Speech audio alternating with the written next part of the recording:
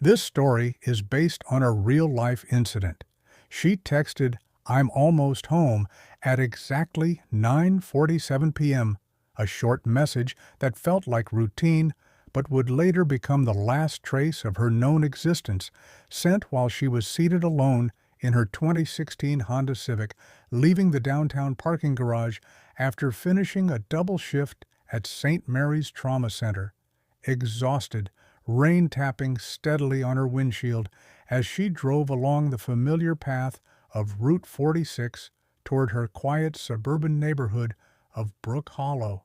the road she knew like second nature,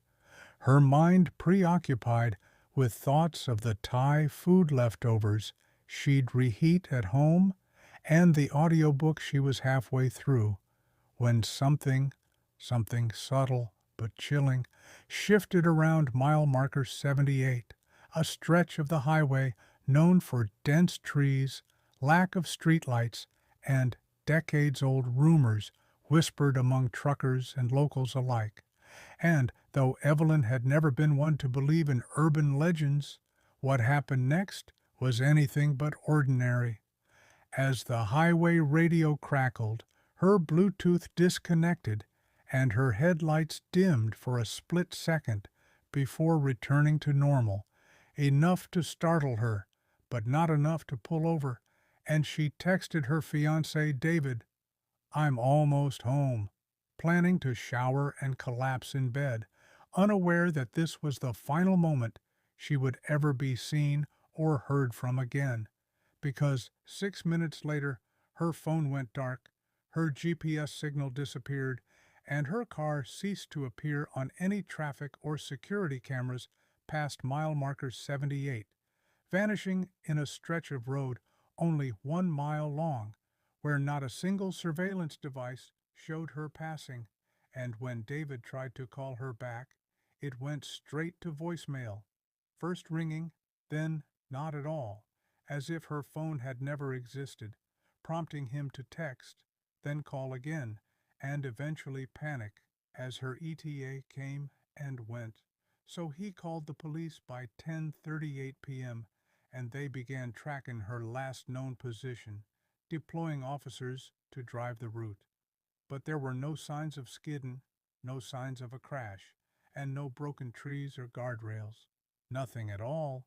until nearly a week later, when Evelyn's car was discovered 37 miles east, abandoned in the middle of a clearing that didn't appear on any satellite maps. The trees surrounding it burned at the tops as if exposed to intense heat,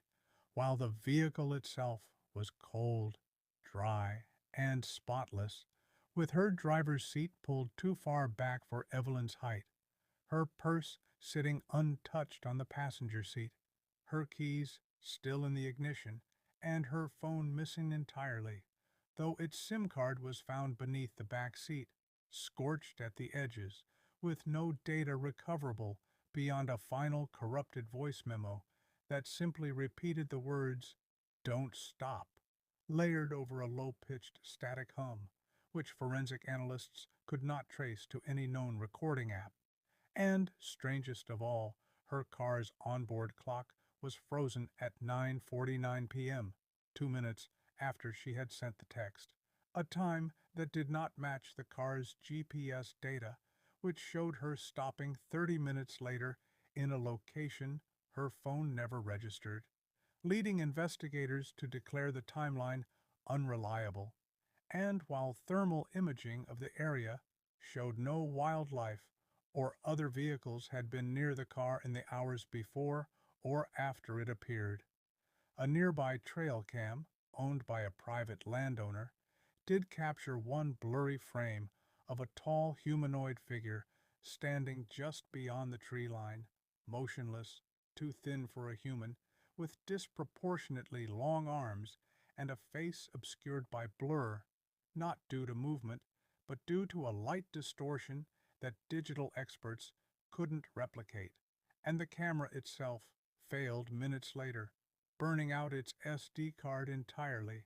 And as the weeks passed, more reports surfaced of people hearing faint voices in that same mile of Route 46, including one woman who claimed to hear Evelyn's voice saying, "I saw him," through her car radio despite having no service, and a cyclist who refused to give his name reported seeing a woman in hospital scrubs standing on the roadside at dawn, expression blank, soaking wet despite a clear sky,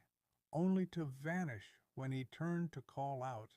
and when a second driver crashed after claiming to swerve to avoid a figure in the road with glowing eyes. Police temporarily closed the stretch of highway, citing safety reasons. But when they returned with search teams, they found freshly dug soil in the woods nearby, only inches deep, as if something had been buried and removed recently, though no remains were recovered. Meanwhile, David, unable to sleep, obsessed over Evelyn's disappearance, digging into other unsolved cases from the same route and discovering a pattern dating back to 1972. All women, all alone, all between 9 and 10 p.m., all having sent a final message before vanishing, and one old case file even referenced a tape recorder found in the woods playing a woman's voice crying, "He walks between the seconds," a phrase that haunted David until he started dreaming of Evelyn, standing outside their apartment window at night,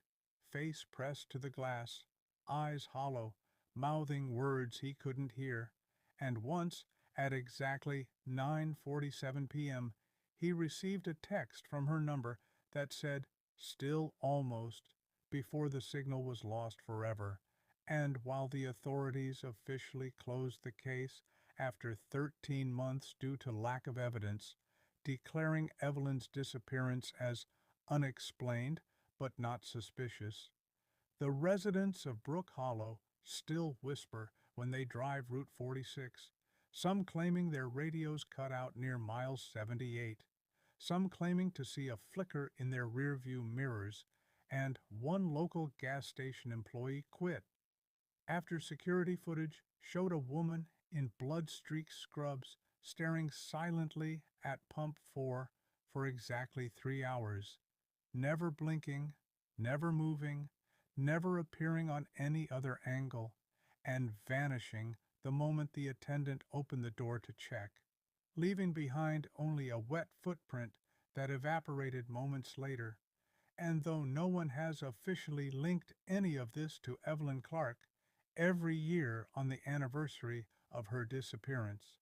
David sits in his car near mile marker 78, phone in hand, listening to the dead static of an empty signal, hoping for one more message, one more sign that she's still almost home.